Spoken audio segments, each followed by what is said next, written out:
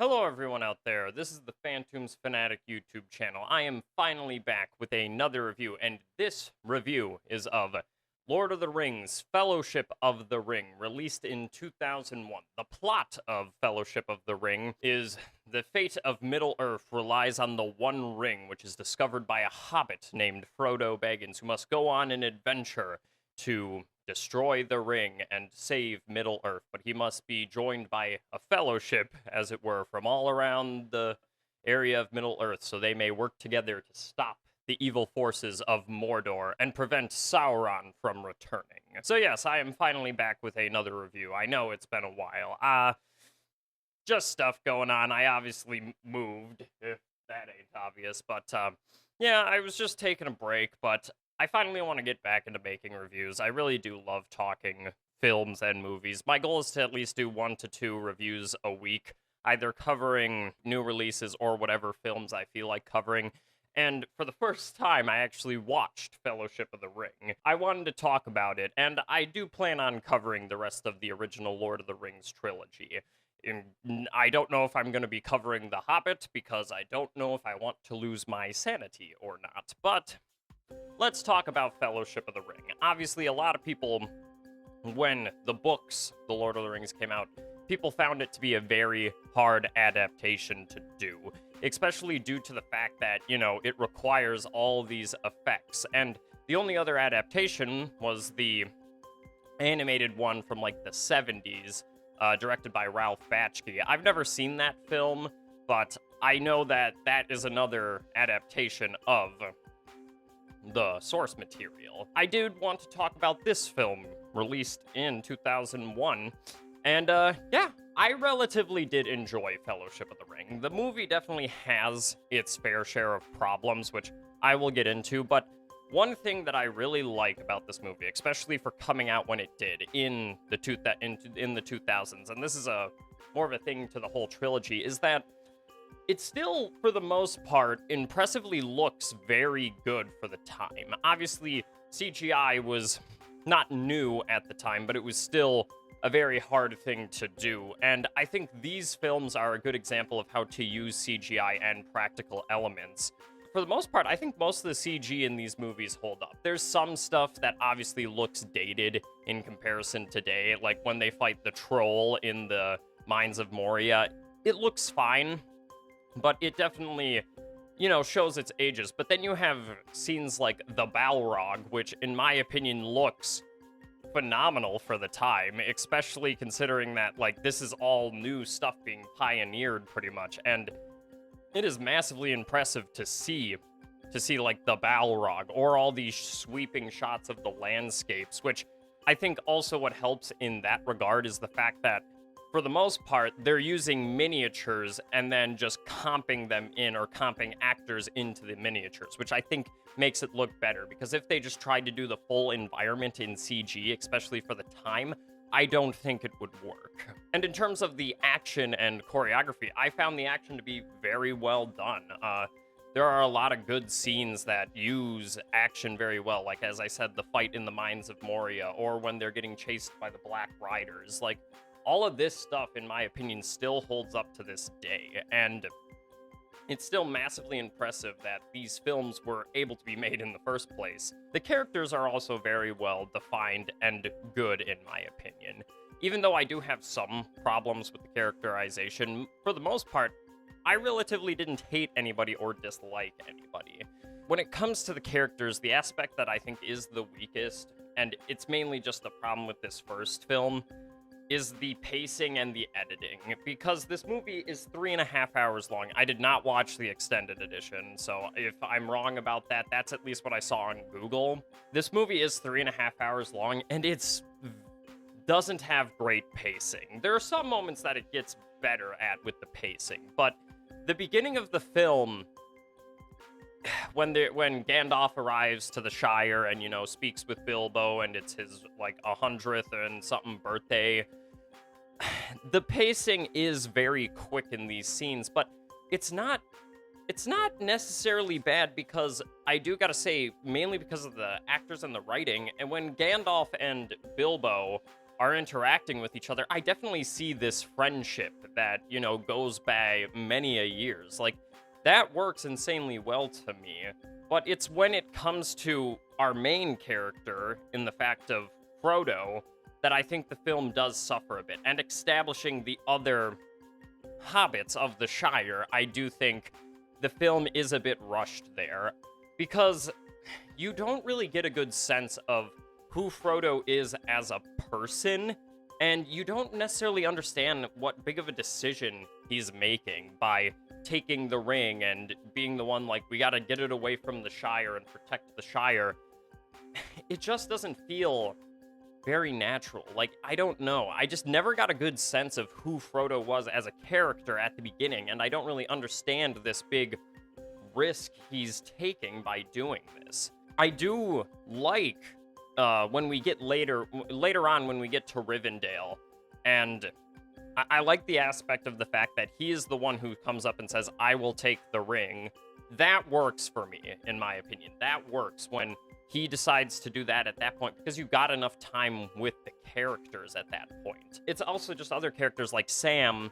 You get a good idea of who he is, but not really, like, because he's not introduced in that many scenes beforehand, and you don't really get a good sense of these characters' relationships. And I understand they have to do that because they have to set up so much in this first movie that it is very hard to do this. And I understand that, especially with, like, Merry and Pippin, who work fine for me. They even have a good character moment. Like, all these characters, even though I'm saying they don't necessarily are bad, it's just that I don't get a good sense of who these people are.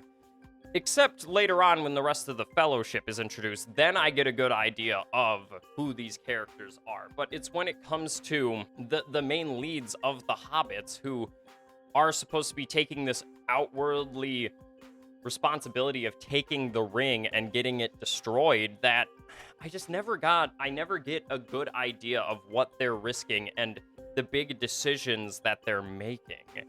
It as I said, it's not bad. It's just, it seems super rushed. But then it's weird how this movie also can just slow to a grinding halt. When we get to, like, Lothlorien, I was like, how fucking long is this movie? Like, it's so strange how this movie can be somehow under-edited and under-paced, but then also paced insanely slow at the same time. I will say that is my biggest critique of this first movie, is that the editing and the pacing could be adjusted a lot. And I do think the characters could have been established a bit better, but I don't know how to necessarily get around it because of the fact that they had to establish 3 whole movies worth of setup in this one movie. But some characters they do it well with, like with Aragorn. I get what this character is about as soon as he shows up on screen, especially when he's revealed to be the heir of the King of Humanity, who failed all the 3,000 years ago to destroy the ring. And I get his characterization very well, especially like with Gandalf. I get his characterization very well, that he is this noble wizard who cares about upholding the peace in Middle-earth. Like, it's surprising to me that I get what these characters are more about than anybody else. Another character that is introduced that I get who he's about is, like, King Elrond, played by Hugo Weaving. I immediately get what this character is about, that he sees this as pointless. His people are leaving, and he's just like, I guess we'll help, but it's like, dude, I already saw this fail before all those years ago. I'm not gonna stick to it, and, you know, we're not gonna help because you guys already fucked up once. Like, it's just so weird that for the main characters, I don't get a good sense of who they are as people before they make the big decision, which I do think is a fault of the film. My favorite character in this film is Boromir, played by Sean Bean. You immediately get what this character is about, and with Sean Bean's excellent performance, he makes to be such a compelling character, like, in comparison to the other people. I like Aragorn and I like Gandalf, but then you get Gimli and Legolas, who you get who they are, and they're not bad, but they were never as interesting to me as, like, Boromir, Aragorn, or Gandalf. That it's like Boromir, a character who a lot of people are not supposed to like, I think, but that's what makes him so compelling, is that he is human. He feels human because he's slowly being corrupted by the One Ring, which just has this pull on people, this effect that it corrupts them. And you can see that it's because he wants to save his people, that the kingdom of Gondor is at the edge of Mordor, and they're in constant battles with Mordor, and he's like, the ring could save my people. We could use this power against them. And everybody's telling him, like, no, you can't do that. You can't do that. And it's just an excellent performance where, like, you can see these moments of, like, you can see that he always has something ticking, that he's like, I want the ring, I want the ring, I want the, like, you can see that, but he's like, I also made a promise to help these people and destroy the ring. Like, it's such a multi-leveled and interesting character on multiple levels that, especially with Sean Bean's performance, makes him very human, especially when, spoilers, I guess, this movie came out like over 20 years ago, especially when he tries to take the ring from Frodo, and as soon as Frodo disappears, like, you can see the look on his face. He's like, oh my god, what have I done? Like, it's just so well done in the fact that the ring does corrupt people who try to hold it, and especially when we get to Two Towers, it makes it more compelling, especially when Gollum's introduced. But it's just so, he's such an interesting character, but then he still has moments of levity and humanity that still shines through, like when he's training Merry and Pippin, like, and he's genuinely enjoying this, like, that's what I love. And another one of my favorite moments is when they escape from the Mines of Moria after Gandalf fights the Balrog and seemingly dies. Like, Aragorn's like, we gotta get going, we gotta keep moving, and Boromir's like, let them mourn for a second, dude, like, let them soak in what's going on. It's just so well written with his character that he is so compelling, especially when it comes to the fact that, yes, he did ruin the chance for the Fellowship and kind of fucked everything up by trying to take the ring, but then he still redeems himself at the end by fighting the Uruk-hai and trying to protect Merry and Pippin. Like, he is such an interesting character, especially when he dies. In that death scene, it is one of the most impactful death scenes of all time, when he's fighting off the Uruk-hai and he's just taking arrow after arrow after arrow. And, like, when he finally dies and Aragorn comes and, you know, is like, he's like trying to save him, but Boromir's like, no, let it be. And, like, that scene between Viggo Mortensen and Sean Bean is just so phenomenal and well written, where it's just like, please don't let our kingdom die. And he finally calls Aragorn his king, because he's kind of like, this guy didn't ever take his responsibility. What, am I supposed to call this person king because of the fact that he hasn't really done anything, that he has this blood in him? That scene also sets up Aragorn's character so well, because he's just like, I will not let the city fall. I do not know the blood in my veins, but I will protect our people. It's such a well-written thing, and, like, you can see on Boromir's face that he's like, he finally accepts him as his king, because he says, like, my brother, my captain, my king. He sees that the reason why Aragorn is king is because he did not fall to the same temptations as he did to take the ring. It's so well written with that character. And the action in these scenes is also very well done. There's some moments of editing and some effects that I don't like, especially when Frodo puts on the ring. I think it looks not that good. And especially there's, like, that thing that was a big thing in the early 2000s where it's like slow-mo, choppy editing. It just looks like shit to me. And even though they do use a good amount of CGI, they also use a lot of practical effects to help with these action scenes, especially because of the fact that every Uruk-hai orc is just a guy in, like, makeup, which I think helps instead of everything being CGI. But no, overall, I do find this film very good to starting a trilogy. It's bogged down by a little bit of problems here and there. As I said, most of the characters are established well, such as, like, Bilbo and Gandalf's relationship, and especially that scene when Frodo's in Rivendell and he talks to Bilbo and he's aged more because he's lost the ring. At that point, like, that scene, the talking between them, and, like, Bilbo talking about his adventures to Frodo, it's just so well done. And especially the corruption and the hold that the ring has on people, you can constantly see it, because the fact that Frodo keeps saying, like, I shouldn't be responsible for this, like, take the ring. And, like, with Galadriel, with Gandalf, he's like, I could use it for a sec, but then I would get corrupt. Like, that's That's also so well done. And as I said, most characters do have a good moment in this, especially, when Frodo decides to take the ring and then everybody else in the Fellowship helps.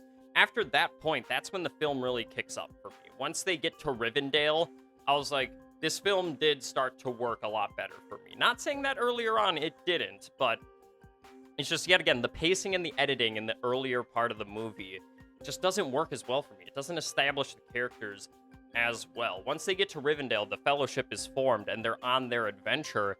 The pacing and the editing just works a lot more, but then it slows to a halt when they get to Lothlorien. But then it picks back up with the whole climax of this film. I also do wish, just as another minor complaint, it is cool to see Christopher Lee in this as Saruman the White. He is perfectly casted. Also, that's another thing I will say. Everybody is perfectly casted, and I would talk about the weird thing, the fact that they just have normal actors playing the hobbits, and they spent a shit ton of money on all these forced perspective shots, especially like the moving camera in the table scene. I'll see if I can find some footage of that, but that is one of my favorite effects things. To me, it never really bothered me. It's like, yeah, they could have, but I think they just wanted more notoriety in the names, and I don't think it was anything really offensive to, short people, but I do think it works well enough in the film to where it really didn't bother me. Mainly because the effects work so well, and they combine both practical and, just simple forced perspective with green screen shots. It's all done very well to me, and every character does have a moment. One of my favorite little moments is when Frodo at the end is just, trying to escape, and he sees Merry and Pippin, and they're, trying to get him to come over by him and, hide. But then, Frodo just has this simple look on his face, and then Merry and Pippin immediately get, oh, he has to go on his own. So then they distract the Uruk-hai, so then Frodo can escape. All of this works really well to me. And even Sam has his moments, even though there is a lot of shipping between Sam and Frodo, which, fair enough, I see it. There is even moments like that. I like him going into the water. I get the whole point of Sam's characters, that he's supposed to be a simple lunkhead, but he cares about his friends, and he has, a heart of gold. And I think Sean Astin's performance also makes that character work a lot better than I could see some movies not handling that as well. I do wish we did get a little bit more of Saruman and Gandalf's relationship before, Saruman was turned evil by Sauron. But I do really like Christopher Lee's performance. He brings such an air of authenticity and intimidatingness to Saruman, and especially when, he's having the wizard duel with Gandalf. I also just love that scene. And he definitely, I do say, even though I do maybe wish I got to get a little bit of more of a sense of who this character was beforehand, I overall liked Christopher Lee's performance and Saruman in this film. Yeah, overall, I did seem overly negative towards Fellowship of the Ring, which is not the truth. I still like a lot of this movie. I think the pacing and the editing could just be trimmed up a little bit more to make this film work a lot better. And I do gotta say, I think I do like Two Towers more. I still haven't watched Return of the King yet, but a lot of people say that's the best one. I really gotta say, after watching Two Towers, I like that film a lot more than this one. It's just that this film has to set up so much, and it's just so hard to do that I don't know how they could have gotten through with it. But overall, the performances are well. The setup to the world is insanely good. There are characters that are super interesting and engaging. The sense of scale and authenticity, combining both practical and CG effects, all end up to make a phenomenal viewing experience. It's just, I wish the pacing and the character setup in the beginning was better handled. I feel like when we get to Two Towers, because it doesn't have to set up so much, it just becomes more of a full film and works way better. I definitely am interested in covering the rest of the trilogy and talking about it. I do overall really like Fellowship of the Ring. There are moments that work insanely well, and as a setup, I think the cliffhanger that this film does lead off with does excite you, especially the fact that, the Fellowship splits up, and Aragorn's like, no, we gotta stay true to each other, let's go save Merry and Pippin, let's hunt us some orc, and damn, the cliffhanger was very well done. I just think this film could have been better, but it's hard to say that because of how much they had to set up in this first movie. Overall, for the rating of Fellowship of the Ring, I will give it 4, One Ring to Rule Them All out of 5. I just think a lot of this movie does work well. It's just it is bogged down from the fact that it has to be set up and has to be stuff like that. It has to set up a lot, and you have to establish these characters very well from something that's a book that is very hard to adapt. I know a lot of people say that. I definitely am excited to cover the rest of it, but I do think Fellowship does have a good start. I just think the other movies tackle it better. Hope you guys enjoyed. Please make sure to like and subscribe down below. Comment your thoughts on the movie. Do you agree with me that the pacing is a little rushed and the character setup could be a bit better, or do you think it worked well enough for you? I'm definitely interested to see how other people think about this film, talk about, their opinions and stuff like that. Please stay tuned for other reviews. I definitely want to cover, some newer stuff that I saw, including Hokum, Obsession, which both of those movies are great. But yeah, I also will cover the rest of the Lord of the Rings trilogy. But yeah, stay tuned in for those.